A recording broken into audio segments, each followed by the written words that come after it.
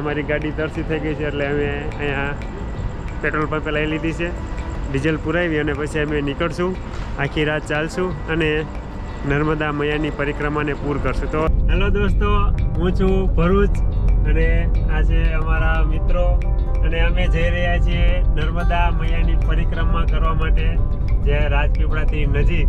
આપણું કયું સ્થળ છે? રામપુરાથી આપણી પરિક્રમા શરૂ થશે અને રામપુરા પહોંચીને પરિક્રમા પૂરી થશે. આખી રાત ચાલશું અમે. તો ત્યાં કેવા અનુભવ થાય છે અને ત્યાંનું વાતાવરણ કેવું છે અને કેવી મજા આવે છે એ સંપૂર્ણ માહિતી અમે તમારી સાથે શેર કરશું. તો તમે વિડીયોના અંત સુધી બની રહેજો. નમામિ દેવી નર્મદે. તો દોસ્તો, અમે ઉપડી ગયા છીએ નર્મદા મૈયાની પરિક્રમા કરવા માટે અને અમારી સફર હવે શરૂ થઈ ગઈ છે. પણ નર્મદા પરિક્રમા કરવાથી સ્વર્ગ મળે કે ના મળે એ તો ખબર નથી, પણ આ અમારા ભાઈ જે રીતે ડ્રાઇવિંગ કરે છે એ જોતા મને નરકનો દરવાજો અમે ચોખ્ખો દેખાય છે. દેખા આપને લાપરવાહી કા નતીજા. મેં ફટાફટ સીટ બેલ્ટ બાંધ્યો, પણ એટલી વાતથી મને સંતોષ ના થયો, કારણ કે ગાડી છે સુઝુકીની. એટલે પછી મેં હનુમાન દાદાને યાદ કર્યા. હે કષ્ટ ભંજન દેવ, હે દુઃખોના હરનારા, હે પવન પુત્ર, આ ગાડી કદાચ હવામાં થોડી વાર ઉડે તો એની રક્ષા કરજો. દાદાને યાદ કરતા કરતા રાજપીપળા આવી ગયું, એટલે કે હવે પરિક્રમાનો પથ બહુ દૂર નથી. તો મિત્રો, તમને કંઈ દેખાય છે નહીં, પણ અમે છીએ અત્યારે નર્મદાની પરિક્રમા કરવા માટે જઈ રહ્યા છીએ. પણ હજુ જે રામસરા છે જ્યાંથી પરિક્રમા શરૂ થાય છે એ ત્યાં પહોંચ્યા નથી. 2 કિલોમીટર લાંબો ટ્રાફિક જામ થઈ ગયો છે, ટ્રાફિક લાગી ગયો છે. એટલે અમે ગાડી ત્યાં જ પાર્ક કરી અને હાલતી પકડી છે, કારણ કે જો ટ્રાફિક ક્લિયર થવાની રાહ જોઈએ તો આમ જ સવાર પડી જાય. એટલે પછી ગાડી મૂકી દીધી ત્યાં અને અમે નીકળી પડ્યા છીએ અમે ચાલવા માટે. તમે જો આ ટ્રાફિક કેવો થઈ ગયો છે.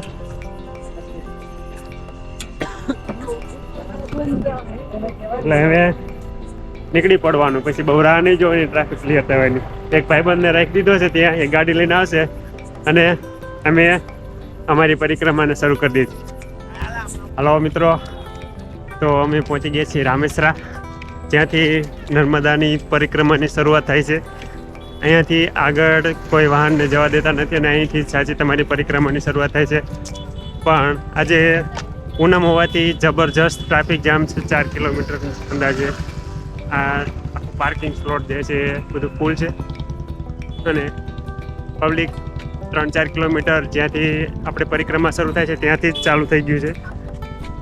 અને અમે પણ આ પરિક્રમાની અંદર જોડાઈ ગયા છીએ અને એક આનંદની અનુભૂતિનો નવો અનુભવ કરી રહ્યા છીએ. હવે આપણી પરિક્રમાને શરૂ કરતાં પહેલાં અહીં રણછોડરાયજીનું અને હરસિદ્ધિ માતાનું મંદિર છે, ત્યાં દર્શન કરવા લોકો જતા હોય છે. આ તમે જોઈ શકો છો, આ લોકો ત્યાં દર્શન કરીને આવી રહ્યા છે. પછી દર્શન કરીને રિટર્ન આવી અને પછી નર્મદાની પરિક્રમાએ જવાનું હોય છે. તો તમે આ જોઈ રહ્યા છો જે છે એ હરસિદ્ધિ માતાનું મંદિર છે. અહીં દર્શન કરી અને હવે અમે આગળ જઈશું રણછોડરાયજીના મંદિરે. આ તમે જે જોઈ રહ્યા છો એ છે રણછોડરાયજીનું મંદિર. પણ અત્યારે સમય થયો છે રાતના 1 વાગ્યાનો, એટલે મંદિર બંધ છે, પણ લોકો બહારથી દર્શન કરી અને પોતાની પરિક્રમા શરૂ કરે છે. રણછોડરાયજીના મંદિરે પરિક્રમા શરૂ થાય છે અને નર્મદા મૈયાના ફરતે ચક્કર લગાવીને ફરીવાર તમે રણછોડરાયજીના મંદિર સુધી આવો એટલે તમારી પરિક્રમા ત્યાં પૂરી થાય છે. અને આ જે રૂટ છે એ 18થી લઈ અને 22 કિલોમીટર, દરેક લોકો અલગ અલગ કહેતા હોય છે. 18થી 22 કિલોમીટર સુધીનું તમારે ચાલવાનું હોય છે. શરૂઆતમાં તમારે 12 રસ્તા ઉપર ચાલવાનું હોય છે, જે વાડીઓમાં થઈ અને જાય છે, અને પછી તમારે નર્મદા મૈયાના જે તટ છે ત્યાં એનો પ્રવેશ થતો હોય છે. આ વિડીયોની અંદર તમે જોઈ શકો છો કે શ્રદ્ધાળુઓની કેટલી બધી ભીડ છે. એ વાતની એ સાબિતી પૂરે છે કે જ્યાં શ્રદ્ધાનો વિષય હોય ત્યાં પુરાવાની કંઈ જરૂર હોતી નથી. આ તમે માણસોને ચાલતા જોઈ અને એના વિશે તમે વિચારી શકો છો. અત્યારે સમય થયો છે રાત્રિના 1:30 વાગ્યા છે, પણ અહીં એટલી બધી ભીડ છે કે લોકોને ચાલવા માટે, આગળ સાઈડ કાપવા માટે પણ જગ્યા નથી મળતી. અને હાલમાં અમે પ્રવેશી રહ્યા છીએ નર્મદા મૈયાના તટ બાજુ, કારણ કે હવે જે રસ્તાઓ, જે બહારનો રસ્તો હતો એ ચાલવાનું પૂરું થઈ ગયું છે અને હવે અમે નર્મદા નદીના તટ પર ઉતરી રહ્યા છીએ. ખાસી એવી ભીડ છે, જો તમે થોડું પણ ગફલતમાં રહો અને ધ્યાન ન રાખો તો નીચે ગબડી જવાય એવી સ્થિતિ છે. અને એટલું બધું પબ્લિક છે કે એમ કહેવાય કે તમારે થોડું પણ આગળ ચાલવું હોય કોઈની સાઈડ કાપીને તો એ પોસિબલ નથી. તો ફાઇનલી અમે પહોંચી ગયા છીએ નર્મદા પરિક્રમાએ, નર્મદા માતાના તટે. પથ્થરોની અંદર કિનારે કિનારે ચાલવાનું છે અને અહીંયા જો તમે શ્રદ્ધાળુઓ દીવા પેટાવે છે અને આ ભીડ જુઓ તમે. તો દોસ્તો અમે ફાઇનલી પહોંચી ગયા છીએ નર્મદા મૈયાનો જે પુલ છે જે ક્રોસ કરીને સામેના કાંઠે જવાનું છે ત્યાં અહીં ગુજરાત સરકાર દ્વારા ટેન્ટ બનાવી અને લોકોને જે આરામ કરવો હોય તો એના માટેની વ્યવસ્થા કરવામાં આવી છે. સારી એવી વ્યવસ્થા છે.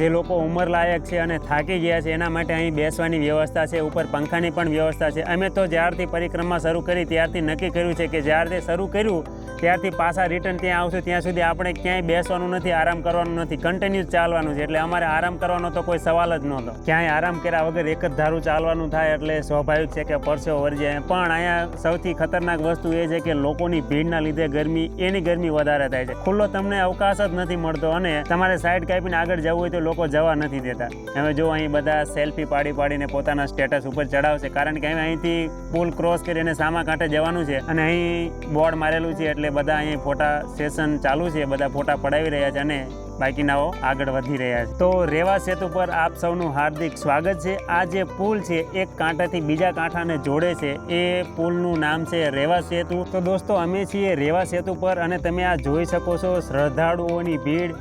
હવે તમારે સૌથી વધારે જો ટાઈમ લાગતો હોય તો આ પુલને ક્રોસ કરવામાં લાગે છે. તમારી ગમે તેટલી કેપેસિટી કેમ ન હોય ચાલવાની, પણ જ્યાં સુધી તમે આ પુલ ક્રોસ નહીં કરો ત્યાં સુધી તમે આગળ ચાલી શકવાના નથી. એના લીધે તમારા સમયમાં બહુ ખાસો એવો વધારો થઈ જાય છે કારણ કે તમને સાઈડ કાપવાની જગ્યા જ નથી મળતી. ગજબના હેરાન થઈએ છીએ. દુકાળમાં અધિક માસ જેવી પરિસ્થિતિ અહીં સર્જાણી છે. એક તો માણસો ચાલીને જાય છે એ જ નથી સમાતા અને ઉપરથી સામેથી ગાડીઓ ચાલી આવે છે એટલે કે જગ્યા બિલકુલ નથી. તમારે આગળ જવું હોય તો પણ તમે વધી શકતા નથી. આ તમે જુઓ કેટલી બધી અવ્યવસ્થા સર્જાણી છે. તો આના લીધે તમારે થોડોક વધારે સમય લાગે છે. ઉપર આકાશ, નીચે ધરતી અને આકાશની અંદર ચંદ્રમા, પૂર્ણ કળાએ ખીલેલો ચંદ્રમા અને બાજુમાંથી વહેતી ખડખડ નદી અને એમાં આ શ્રદ્ધાળુઓનું ઘોડાપુર ખરેખર એક અદ્ભુત દ્રશ્ય ઊભું કરે છે. તો દોસ્તો અમે આખરે છેલ્લા પડાવ સુધી પહોંચી ગયા છીએ કે ત્યાંથી હોડીમાં બેસીને સામા કાંઠે જવાનું હોય છે. પણ તમે અહીં પબ્લિક જુઓ, એટલી બધી બહોળી સંખ્યાની અંદર શ્રદ્ધાળુઓ છે કે અહીં પૂરેપૂરી અવ્યવસ્થા ઊભી થઈ ગઈ છે. હોડીઓ ખાલી 50 થી 60 છે અને એની સામે લાખોની સંખ્યામાં પબ્લિક છે અને અહીં એટલી અવ્યવસ્થા સર્જાણી છે કે અત્યારે સમય થયો છે રાત્રિના 4 વાગ્યાનો અને જો તમારે હોડીમાં બેસીને જવું હોય તો એટલું બધું વેઇટિંગ છે કે સવારના 10 વાગી જશે. એટલે તમે એમ સમજી શકો છો કે આ પૂરેપૂરી અવ્યવસ્થા છે. એક તો તમે ચાલીને થાકીને આવ્યા હોય અને ઉપરથી અહીંયા લાઇનમાં તમારે કલાકો સુધી ઊભું રહેવું પડે એટલે તમારી શું હાલત થાય તમે વિચારી શકો છો. એટલે જો ભવિષ્યની અંદર તમે ક્યારે પણ નર્મદા પરિક્રમા કરવાનું વિચારી રહ્યા હોય તો એક વસ્તુનું ખાસ ધ્યાન રાખજો. વીકેન્ડમાં એટલે કે શનિ રવિ જવાનું ટાળો અને એમાં ખાસ કરીને જો પૂનમ હોય તો બિલકુલ જશો નહીં. તમારા ગામની આજુબાજુમાં જો નર્મદાની કેનાલ આવતી હોય તો ત્યાં પાણી માથે ચડાવી અને પગે લાગી લો, નમામિ દેવી નર્મદે કહી. કારણ કે જો તમે આ સમયની અંદર ત્યાં પહોંચી ગયા તો જિંદગીની અંદર ક્યારેય હેરાન નહીં થયા હોય એટલા હેરાન થાય છે. જે વસ્તુ અમે અહીં ફીલ કરી છે કે એટલી હદ સુધી ખતરનાક છે કે અહીં જે વૃદ્ધો છે, મોટી ઉંમરના છે અને એના સિવાય જે નાના બાળકોને સાથે લઈને આવ્યા છે એટલા બધા હેરાન થાય છે કે વાત જવા દો. અને અહીં પોલીસ તંત્ર વ્યવસ્થા જાળવવામાં પૂરેપૂરી કોશિશ કરી રહ્યું છે પણ પબ્લિક એટલું વિફરેલું છે કે હાલત ખરાબ થઈ ગઈ છે. તો તમે ભવિષ્યની અંદર જ્યારે પણ જાઓ તો યાદ રાખો કે શનિ રવિ અને પૂનમને છોડી અને ચાલુ દિવસોની અંદર મુલાકાત લેવાનું સમય ગોઠવો. હેલો દોસ્તો, તો અમે આવ્યા હતા નર્મદાની પરિક્રમા કરવા. 18 થી 22 કિલોમીટર જેવું છે પૂરું કર્યું અને જેવા અમે એન્ડ પોઈન્ટ ઉપર પહોંચ્યા ત્યારે ખબર પડી કે અહીં લાખોની સંખ્યામાં માણસ ભેગું થઈ ગયું છે અને જવા માટે જગ્યા નથી અને તમારે વેઇટિંગ છે. સવાર સુધી ઊભું રહેવું પડશે. અહીંયા સમય થયો છે સવારનો 4:30 અને એટલે જો અહીંયા અંધારામાં ધારુમાં ઉતારી અને તમારે પબ્લિક જોવું હોય તો આ તમને જે લાઇટો થાય છે એ આ તમને જે દેખાય છે આ બધું પબ્લિક છે. એટલી બધી ભીડ છે કે આ ચાંદા મામા રહ્યા એ વયા જાય છે, સુરત દાદા ઉગી જાય છે તોય મેળ ન થવાનું, આટલી ભીડ છે. તો જો અમે અહીંયા બેઠા ટાઈમ પાસ કરી છીએ. હા ભાઈબંધ, તો પછી આમાં શું બોધ મળ્યો તો અમે નક્કી કર્યું છે કે જો પરિક્રમામાં આવો તો ભાઈબંધ પૂનમના દી ક્યારેય આવવાનું નહીં આવવાનું, પૂનમના દી ક્યારે નહીં આવવાનું, હેરાન થઈ જવાય. અને ફેમિલી આને તો ક્યારે નહીં આવવાનું, કોઈ દી નહીં. એટલે આ વાત મગજની અંદર ફિટ કરી રાખજો. જો આયા તો મરી ગયા સમજો, કારણ કે ભૂખ્યા તરસ્યા તો ઠીક, પણ તમને ઊભા રહીને મરી નાખજો. એક તો તમે 18-20 કિલોમીટર હાલીને આવ્યા હોય અને ઉપરથી તમારે બે કલાક આ લાઈનમાં ઊભું રહેવાનું થાય. અને જો પોલીસ વાળાનો મગજ ગયો તો ઉપરથી ધોકા પડે એ અલગ, એટલે ધોકા ન ખાવા પડે. એટલે અમે શાંતિ ત્યાં અહીંયા એ ધાડી છે મોટી ધારીની ઉપર જો અહીંયા બધું પબ્લિક બેઠું છે અને ધક્કા મુક્કી કરવા વાળા અને હુડિયા બોલાવવા વાળા સામે છે. જો તમને એ પબ્લિક જોવું હોય તો થોડીક જગ્યા જાય એટલે પછી હુડિયો બોલાવશે કે ઓય જવા દો જવા દો. અને સામે પોલીસ વાળા ઉભા છે, એમનો મગજ ગયો તો ધોકાવાળી થવાની છે એવું અહીંયા લાગે છે. અમુક બેભાન થઈને પડી જાય છે. તો જાજુ કાંઈ નથી કેવું, પણ જો તમે પરિક્રમામાં આવવાના હોય અહીંયા નર્મદા મૈયાની તો શનિ રવિ આવતા હોય તો ન આવશો. પૂનમના દી આવવાના હોય બિલકુલ ન આવશો. ઘરે પગે લાગી લો, કેનાલ તમારા ઘરે આવતી હોય, વાડી આવતી હોય, પગે લાગી લો, બહુ થઈ ગયું. તો નમામિ દેવી નર્મદે, ફરી મળીએ નવા વિડીયોમાં. Bye bye, સાચવજો.